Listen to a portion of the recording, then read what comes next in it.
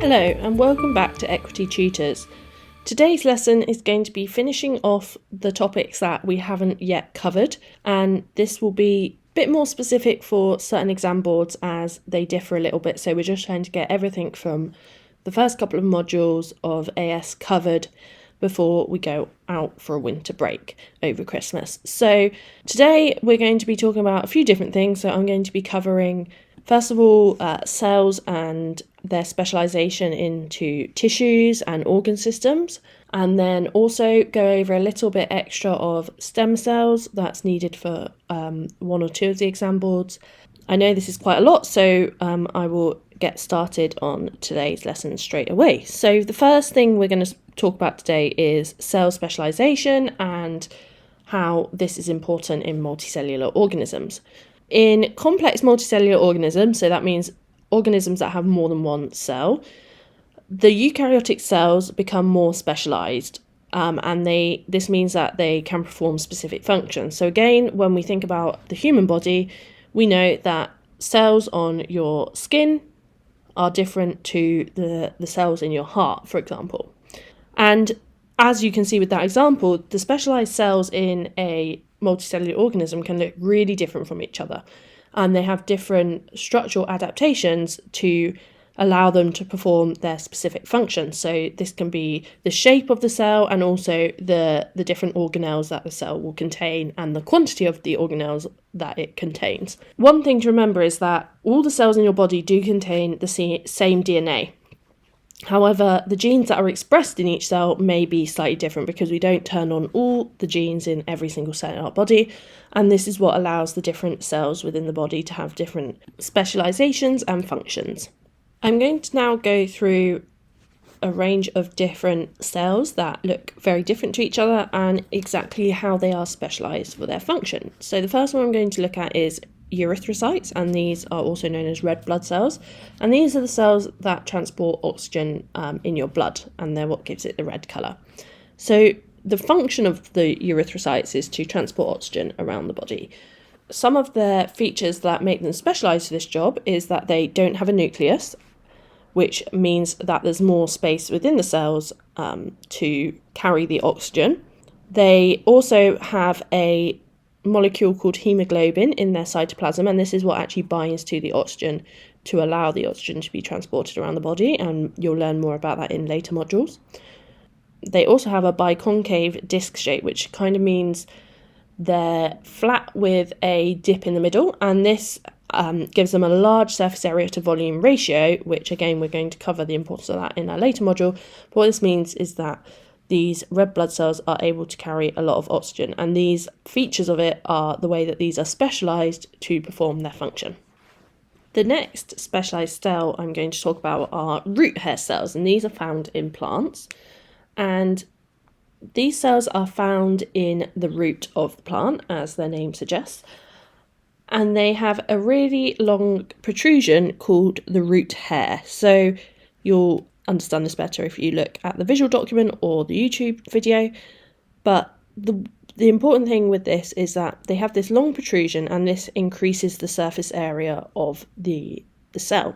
And the function of these root hair cells is to absorb water and nutrients from the soil and bring it into the plant. So the larger the surface area, the larger the surface area that is available for absorption, and this means that the plant root hair cells can absorb more water and nutrients from the soil, and this is better for the plant. So they also contain a lot of mitochondria, and these are able to provide the energy that these cells need for active transport. And again, we will discuss active transport in some later modules, but basically these cells need to pull water into the cell. So in order to do that, they need to use active transport, which requires energy. So to do that, these cells contain a lot of mitochondria.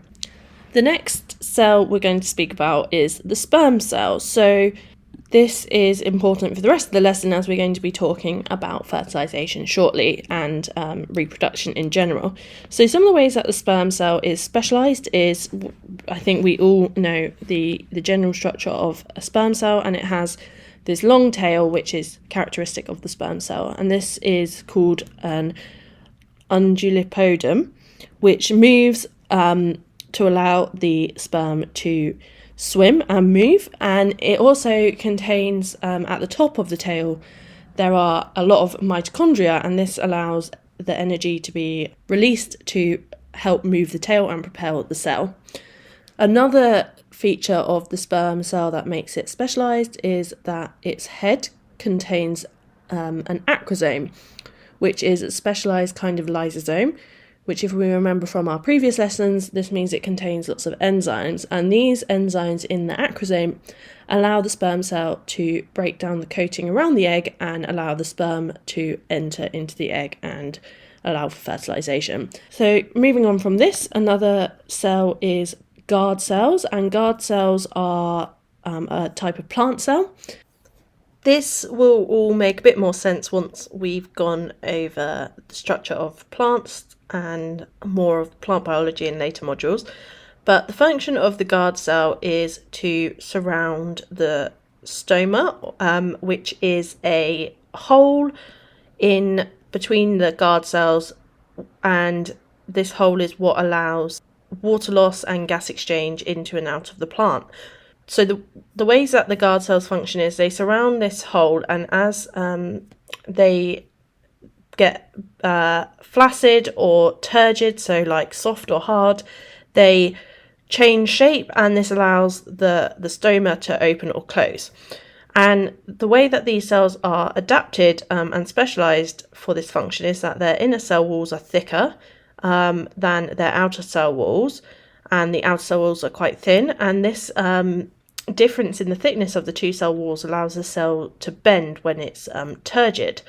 And the other specialisation, so this allows for the stoma to be open and closed depending on how turgid the guard cells are. And then also the cytoplasm has a high density of chloroplasts and mitochondria, which is thought to be important in allowing these cells to open and close the stoma. So the next one I'm going to talk about are the Palisade cells, which are cells which carry out photosynthesis within the plant. And the way that these are adapted is that they have a large number of chloroplasts, as these are the sites of photosynthesis. And in the Palisade cells, there are large numbers of these chloroplasts in the cytoplasm to allow for the maximum absorption of light and for photosynthesis. And the shape of the cells is also specialised, so these cells are really tall and thin, and this allows light to penetrate deeply into the cell, and this allows the light to penetrate into the cell without it encountering another cell wall. So it again allows for better absorption of light. Back onto another human cell, we have the neutrophils, and neutrophils are a type of immune cell. Again, we're going to cover the immune system in a later module as well. But the ways so the function of neutrophils is to engulf and destroy pathogens, and they do this by a process called phagocytosis, which means basically eating up any of the pathogens that they encounter. And the way that these cells are adapted for this function is that they have a very flexible shape, which allows them to fit through the junctions in the capillary walls to allow them to go in and out of the blood. This also lets them form protrusions and engulf the pathogen when it sees it. And the main adaptation of these cells is that they have a large number of lysosomes. If you remember, lysosomes contain digestive enzymes. These large number of digestive enzymes are important because they help to break down and destroy any of the pathogens that the neutrophil has engulfed. Additionally, they also have a multi-lobed nucleus, so this allows the cell to also be very flexible as well. And finally, let's have a look at ciliated epithelium. Ciliated epithelium are cells that have cilia on them, and so those are hair-like projections that come out of the cell. And the epithelium is the outer layer of any surface. So the ciliated epithelium have the function of moving substances across the surface of a tissue. So the ways that these cells are specialised is that they have the cilia, which can beat in a coordinated fashion to help move substances along. So we have these in our throat, which help move mucus and things up away from our lungs. Another specialisation is that they are next to goblet cells. So these goblet cells secrete mucus, and this helps to trap dust and other microorganisms, and then this mucus can then get wafted away by the cilia. So as you can see, for each of these, you only need to think about what the cell is trying to do, and then you can work out exactly how it is specialised for that function. And again, from all of those, there is a big difference, in a sperm cell compared to a neutrophil. So the way that cells are specialised does make a really big difference in how they look. Okay, great. So now let's go on to how these individual cells go on and form tissues, organs, and organ systems. In multicellular organisms, cells group together in different ways. So specialised cells of the same type group together to form tissues, and tissues are a group of cells where the cells work together to perform a particular function. So an example of this would be that muscle cells group together to form muscle tissue, which function is to contract to move the different body parts. Then we have tissues can make up organs. So we have different tissues can work together. So remember, tissues are made up of the same cell type, but organs can be made up of different cell types. So in an organ, different tissues work together to form an organ. And an example of an organ would be the heart, and it's made up of different tissues. So it has cardiac muscle tissue, blood vessels, as well as connective tissues. And the different organs can then come together to form organ systems. So for example, we have the digestive system. So that has like the stomach, the large intestine, the small intestine, etc. So that comes together to form an even larger organ system, which have a bigger function to perform. Some examples of tissues that it's important for you to know about are squamous and ciliated epithelia. So ciliated epithelia, as we've already talked about, the function of these is moving substances across the surface of a tissue. Then we have squamous epithelium, and these provide a surface covering to an organ, and they have a very thin diameter, so they're very flattened, and they have a basement membrane, and the thin cross section means that substances don't have very far to pass through, so that the diffusion pathway is reduced, and it's also very permeable to allow easy diffusion of gases. Another type of tissue you need to know about are muscle cells. So the function of muscle cells is contraction to allow for movement, and there are different types of muscle tissue in animals. So we have skeletal, smooth, and cardiac. So cardiac means of the heart. And the way that muscle cells are structured is they have layers of protein filaments which can contract, and these layers can slide over each other and cause the cells to contract. And they also have large numbers of mitochondria to provide the energy for this to happen. And in skeletal muscle tissue, all these individual cells fuse together and they create a multinucleated cell that can contract all at the same time, so in unison. Then we also have some tissue types that are found in plants. So we have the xylem vessel. So xylem vessel cells their function is transporting water and dissolved ions throughout the plant. So the way that these cells are specialised is that they actually don't have a top and bottom cell wall. So this allows the cells to form a continuous hollow tube so that water can be drawn upwards towards the leaves from the roots. They also don't contain any organelles or cytoplasm, which allows water to move through the lumen of the cells. and they also have a very thick outer wall to strengthen the tube.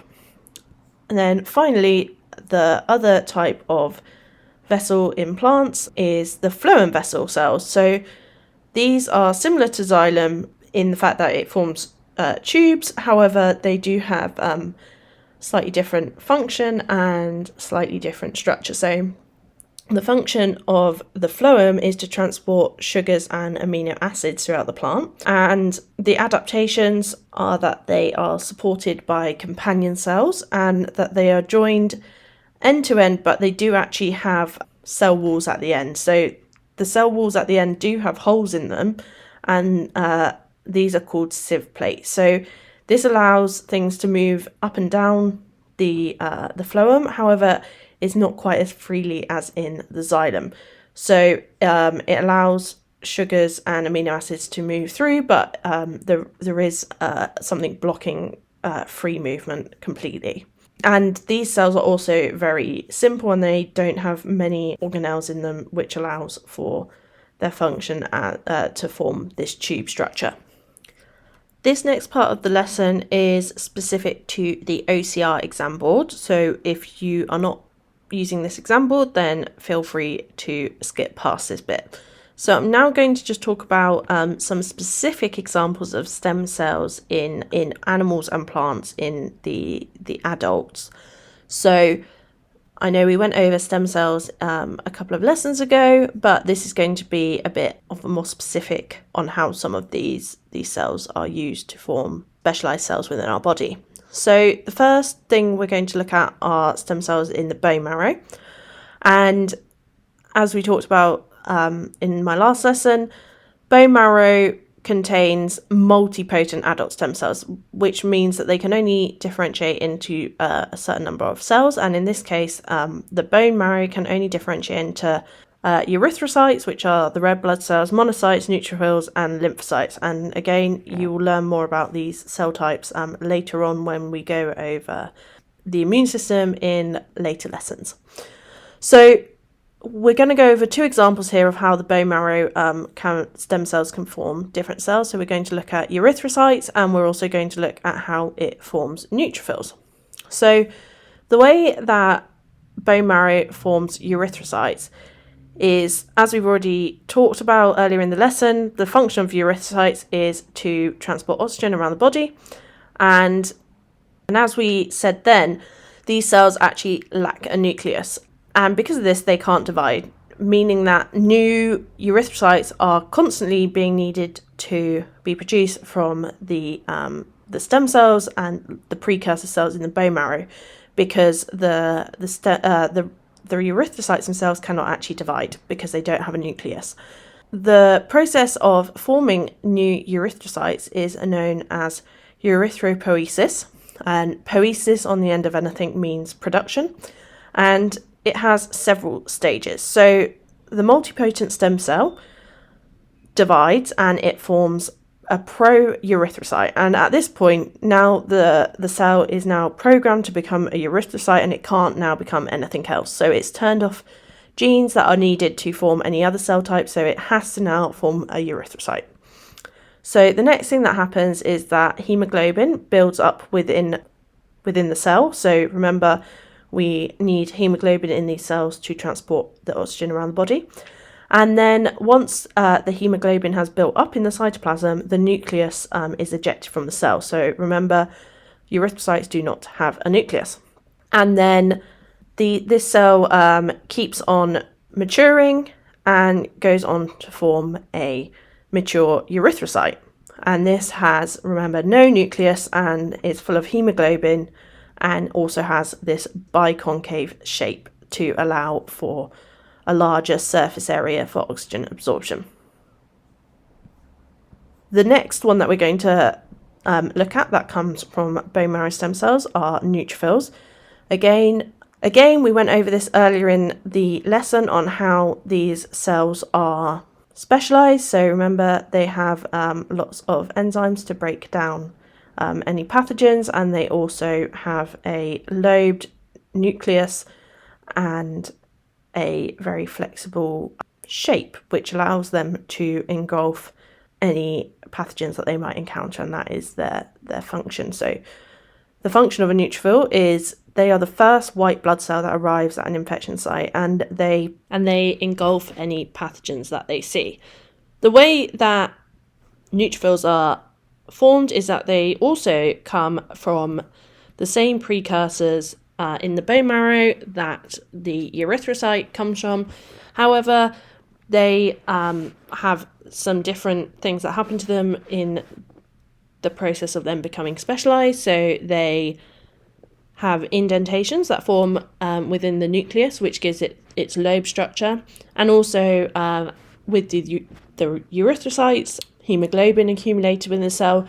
In the neutrophils, granules, which contain lysosomes, accumulate in the cell, which allows the neutrophil to perform its function. Now we're going to go on and have a look at how some plant tissues form from their stem cells in the meristem. So if you go back to the lessons previously, I talked about meristem and how this is the equivalent to stem cells. And if you remember, I said that we call this meristem cambium, and this is the term that we use to describe any undifferentiated tissue in a plant that can give rise to new cells. So if we think of it this way, the cambium is a type of meristem. So we also have meristem at the root and shoot tips, like I talked about last time. But one thing that the cambium does, this specific type of meristem, is that it goes on to form the xylem and phloem vessels. So the way that this happens is that in the roots and the stem cells at the inner edge of the cambium differentiate into xylem cells, and the ones that are at the outer edge of the cambium differentiate into phloem cells. The cambium, when they go on to form xylem, they lose their cytoplasm, they deposit lignin in their cell walls, which is what makes them very stable, and they lose the cell walls on either end of their cell. However, when the cambium differentiates into phloem, it loses some of its cytoplasm, but not all, and it also loses some of its organelles, but again, not all, and also it develops these sieve plates at the end of either end of the cell. And this differentiation is stimulated by hormones, and this affects whether it's xylem or phloem that's produced.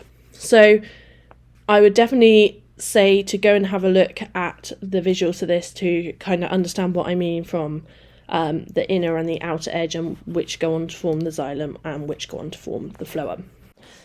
That is it for today's lesson. So just to recap, we went over how different cells within the body are specialised to perform different functions.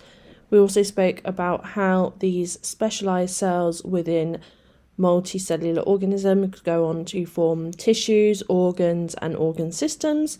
And then we also had a bit more of a specific look at some cell types and how they are formed from stem cells. So we've now covered the first couple of modules of AS, and we're now going to go on a Christmas break, but we will be back in 2023. So make sure you remember to check our social media to check when those new lessons are out, and we'll be going over some different modules then. Thank you so much for listening. Remember, you can access additional content on our Patreon page by searching for Equity Tutors, where we have a second 30-minute lesson every week, plus monthly bonus content. You can also find us on most social media platforms. We will keep you updated on new content, and you can find us there by searching for Equity Tutors UK. Please like, share, subscribe and comment wherever you are listening, and if you're enjoying, please leave a review. Bye! Bye.